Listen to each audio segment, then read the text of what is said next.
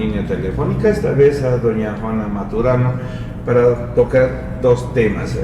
Juanita, con mucho respeto, primero quisiéramos tocar el tema donde estás postulando como al Tribunal Constitucional Plurinacional. Estás en la lista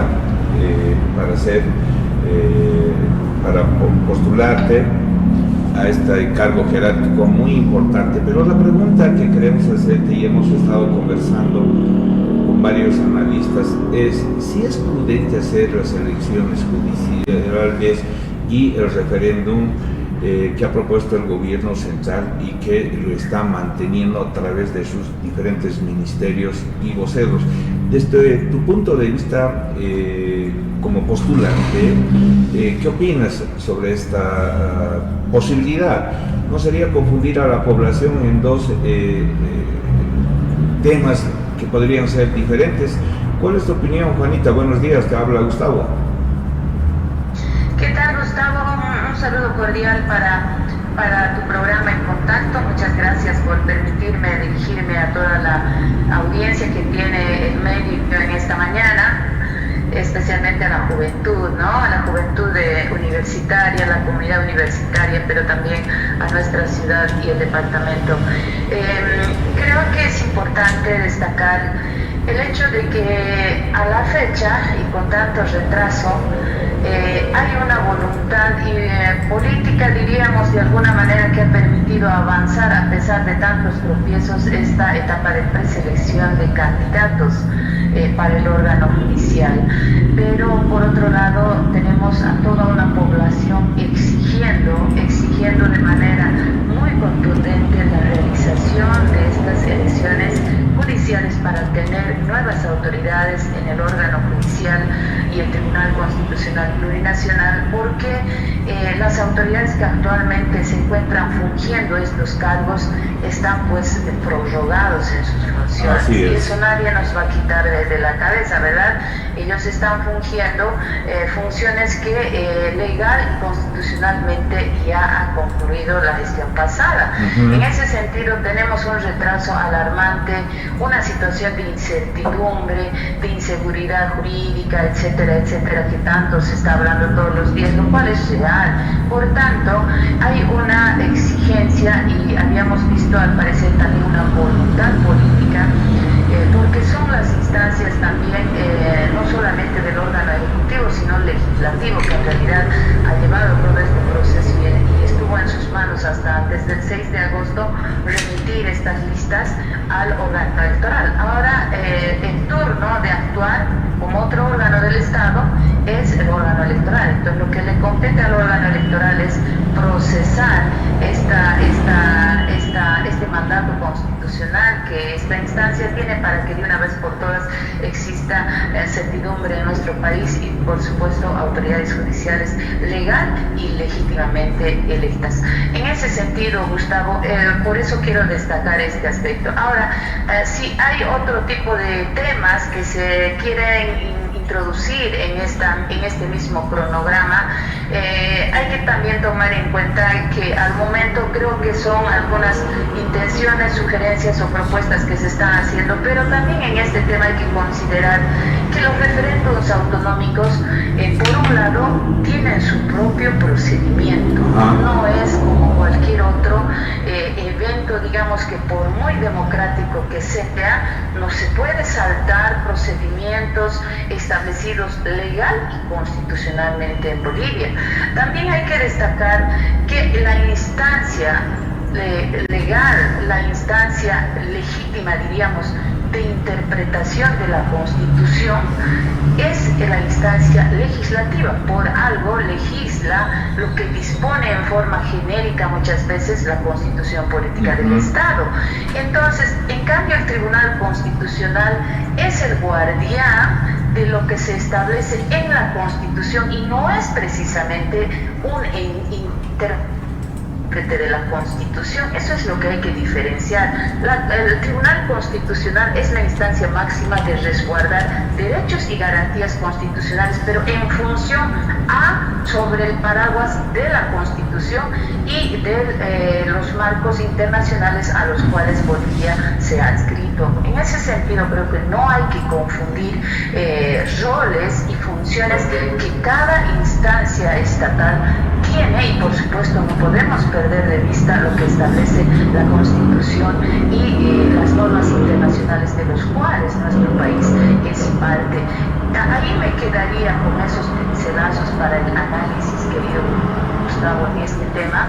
No quisiera entrar en mayor detalle porque es amplio para poder desglosar cada uno de los aspectos, pero sí es importante tomar en cuenta de que cada instancia tiene su rol, su función, pero también cada hecho, cada acción tiene su propio procedimiento ya establecido también en nuestras normas vigentes. Hemos avanzado bastante y sobre todo en la sesión ordinaria y plenaria de la Asamblea que se ha desarrollado en Sucre el 5 de agosto, donde se han aprobado las listas para las elecciones judiciales. Ahora vienen algunos otros ingredientes, como te decía, el tema de los referéndum, que quieren hacerlo el mismo día de las elecciones judiciales. En las últimas horas, desde el fin de semana, voces del ala evista, por ejemplo, el presidente del Senado, don Andrónico Rodríguez, señala que se debe cumplir compromisos de llevar adelante las primarias. Es otro elemento también que viene a conflictuar el cronograma que quiere hacer el órgano electoral para poner fechas de una vez por todas y que la población tenga certidumbre. Lo que ahorita no tenemos es certidumbre de qué se va a llevar a cabo, cuándo se va a llevar a cabo, cuando siguen saliendo estas voces de diferentes actores políticos que tienen mucho peso. Juana. Sí, Gustavo, pero reitero una vez más. Por ejemplo, la prosecución de la realización de todos los actos, el cronograma, la convocatoria a elecciones judiciales, por ejemplo, no está en manos ya en este momento de la Asamblea Legislativa Plurinacional, ni siquiera de las comisiones de calificación, ni siquiera del Senado, ni siquiera del diputados, menos del órgano ejecutivo. Está en manos del órgano electoral. Por eso reitero una vez más que cada quien cumpla su función, cumpla su rol. Por tanto, si el legislativo decide sacar una ley para eliminar las primarias, seguramente sacará y que cumpla su función, ¿no es cierto? Pero en este momento las elecciones judiciales no puede estar supeditada, condicionada a otros factores que continúan apareciendo, porque reitero una vez más, estamos totalmente retrasados en este tema cuando las nuevas autoridades ya tendrían que haber iniciado su trabajo en enero de 2024. Mire qué fecha estamos demoradísimos. Entonces cada instancia tiene que cumplir su rol y dejar de lado asuntos distractivos. Yo pienso que tiene que haber mayor responsabilidad, querido Gustavo, en cada uno de las instancias y autoridades para que cumplan su rol y de manera oportuna. Es su deber, es su obligación. Para eso están ahí y no para dar vueltas, si me permiten el término. Bien, Juana, vamos a pasar al otro tema, aprovechando este contacto. Estamos hablando con doña Juana Maturano, que el pasado viernes también ha participado de una movilización, el día viernes, reiteramos, en una fecha que se ha recordado como el Día de la Solidaridad de Víctimas de Violencia Sexual. Y hoy han salido datos, Juanita, muy preocupantes. Tú eres una activista, eres parte de AMUPEI, que es una articulación de mujeres por la equidad de género y igualdad, pero debe doler, y nos duele a todas las personas estos datos que salen, que señalan que en Chuquisaca hay un promedio de una violación por día. Los hombres de Chuquisaca estamos siendo muy violentos contra las mujeres. ¿Qué es lo que nos está pasando, Juana? ¿Qué es lo que debemos trabajar para recuperar el respeto a las mujeres? Juana. Sí, realmente la información que ha publicado, los datos que ha publicado Correo del Sur, y es bueno que los medios de comunicación se involucren y se comprometan en estos temas justamente a fin de visibilizar todo lo que está ocurriendo. Si bien estas estadísticas son alarmantes, preocupantes, diríamos los números son pequeños frente a una realidad lacerante que vivimos, ¿no? Porque aquí solamente se está hablando, hay que eso aclarar, solamente se está hablando de casos de violación como tal y presentados ante el Ministerio Público. Pero se ha disgregado, diríamos, de otro tipo de delitos contra la libertad sexual que agrupa a otro tipo de delitos como el estupro es el acceso carnal de personas adultas a personas menores de edad con engaños, con regalos, con seducciones. En realidad es aprovecharse de la minoridad o de la inconsciencia que tienen todavía nuestras niñas, sobre todo adolescentes, de personas adultas, personas mayores que podrían ser sus papás, podrían ser incluso sus abuelos, ¿no? Entonces a eso nos estamos refiriendo con el estupro. El acoso sexual, que es todos los días en ámbitos laborales, escolares, incluso en la calle, ¿no? Entonces también esto es algo traumante, es algo incómodo, es una invasión a la privacidad y a la sensibilidad de una persona, ¿no? Y luego tenemos lo que es el abuso sexual, que no es propiamente un acceso carnal, porque la violación es un acceso carnal, ¿no? Pero el abuso sexual son los manoseos, los toques impúdicos, insinuaciones, etcétera, etcétera. Entonces, si hablamos de todo este grupo grande que atenta a los derechos contra la libertad sexual de las personas, en estadísticas estamos hablando de una triplificación o incluso más casos de no solamente registrados como violación. Eso quiero puntualizar, querido Gustavo, porque en el primer trimestre en el país, hablando del país, y ahí tenemos al eje central donde los números son mucho más grandes, pero hablando en general a nivel país, se han presentado en este grupo de delitos contra la libertad sexual en el país en el primer trimestre, en los primeros 90 días, cerca de 2.000 casos. Wow. Y si eso dividimos por cada uno de los días y las horas, cada hora, ¿no? Cada hora una niña, una mujer o un niño está siendo agredido sexualmente en este tipo de formas de atentatorios, diríamos, al derecho contra la libertad sexual. Entonces, estos datos realmente nos tienen que llamar la atención, nos tienen que llamar mucho a la reflexión y eso pues obviamente a nosotros nos preocupa como instituciones, como organizaciones, que todos los días estamos trabajando, estamos exigiendo justicia a medida de nuestras posibilidades, querido Gustavo. Nosotros hacemos activismo voluntario, gratuito, no tenemos financiamiento ni nadie nos paga. Entonces en nuestro tiempo libre o sacando tiempo libre hacemos tal vez muy poco de todo lo que se tiene que hacer. Por eso nuestro llamado a toda la población para que nos comprometamos a proteger sobre todo a nuestros infantes, niñas, adolescentes, que son mucho más vulnerables y no tienen siquiera a veces ni la posibilidad de defenderse y en muchos casos ni la posibilidad de denunciar porque no les creen, porque lamentablemente el agresor, porque la mayoría son varones, son del entorno familiar, o es el padre o es el padrastro. Imagínense la relación de dependencia, de temor que tiene ese infante, niño, niña, adolescente, o es el profesor, o es algún personal, o es el director o algún personal del centro educativo. Imagínense esa relación dispareja, tan dependiente que tienen nuestros niños, niñas, adolescentes y jóvenes. También obviamente no podemos olvidar la universidad, que es otro mundo también donde se presentan este tipo de hechos. Así es, Juan. Lamentablemente, pese a tener una ley, la 348, que vendría a tener una fuerza para la defensa de las mujeres, es un documento muy ampuloso, bien escrito, pero no da resultados en la vida real para muchas mujeres. Es por eso que tenemos estas cifras rojas.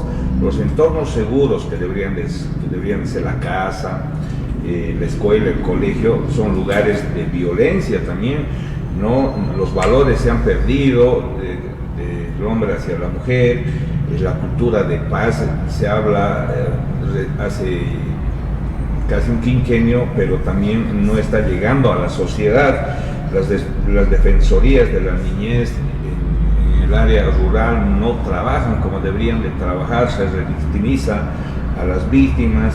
Y las niñas, los adolescentes, como tú has dicho, que sufren estupro, llegan a soluciones como casarse con el violador, con el agresor, y estas cosas siguen sucediendo en pleno siglo XXI y en nuestro país, en nuestro departamento, Juana, ¿no? Es una pena. Así es, querido Gustavo, y estoy segura que estos datos recogen sobre todo casos de la ciudad. En las provincias es otro Es terrible. Bien decías que, por ejemplo, la solución de un embarazo adolescente, la solución de una violación es hacer que el responsable responda, dicen entre comillas, a lo que hizo. ¿Y cuál es la respuesta? Casarse. Tener que hacer familia, obligarle con su víctima. ¿Qué tal eso? O sea, es una tortura, realmente es una tortura para una víctima estar en esa situación. Entonces, en el área rural, como no se tiene mucho acceso a defensorías de la niñez, si bien en los municipios existen estas oficinas, pero lamentablemente el personal no es completo. Muchas veces el personal está ocupado en otros asuntos. El asesor legal del municipio es el mismo encargado de la Defensoría de la Niñez, de la Defensoría de la Mujer. Por tanto, hace lo que puede, o si no, no hace nada, solamente apaga incendios, o a veces ni eso lo hace. Entonces, son problemas realmente estructurales también, que es un reflejo, estas estadísticas, de la debilidad institucional estatal de garantía y de defensa de los derechos de nuestros infantes, niños, niñas, adolescentes y mujeres, en términos generales hablando, querido Gustavo. Así es, hay mucho por hacer y todos tenemos que involucrarnos para que estas cifras se reduzcan o no se den definitivamente. Tal vez es una utopía, pero podemos hacer si como sociedad tenemos conciencia de respeto a la mujer, recuperar los valores, y también todas las instituciones pongan lo que tienen o hacer lo que tienen que hacer. Así disminuiríamos estas cifras que hacen quedar mal al hombre, no solamente al departamento o a la ciudad, sino al hombre en una sociedad que debe ser cada día menos violenta. Juana, por este contacto, muchas gracias y será hasta otro momento. Muchísimas gracias, Gustavo. Nuestro llamado vehemente, como decíamos, a voz en cuello, con muchos estudiantes, estudiantes colegialas.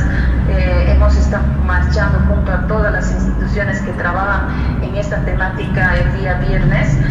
Asimismo, no nos cansamos de pedir, de gritar, de denunciar, para que definitivamente exista una mayor atención en este tema. Nosotros decíamos, claro, con casos de violencia o mujeres que han, en este caso, con mujeres rehabilitadas, también las autoridades políticas no pueden sacarse una foto, no pueden hacer un alarde como cuando hacen la inauguración de una obra de cemento y piedras, no pueden hacer alarde de aquello en el tema social. Seguramente por eso no le dan tampoco mucha importancia, y es una pena. Tiene que haber mayor conciencia, también la coparticipación de la sociedad civil en este tema. Vamos a continuar en esa perspectiva, Gustavo. Le agradezco muchísimo. Le estoy compartiendo el material que también hemos producido, siempre en esa lucha por la defensa de los derechos y de la denuncia de violencia. La canción Sin Miedo, ojalá que la radio también continúe ayudando en esa sensibilización que es nuestro propósito, Gustavo. Claro, te voy a agradecer, Juan. Muchas gracias, será hasta otro momento. Muchas gracias, Gustavo. Un abrazo. Un abrazo.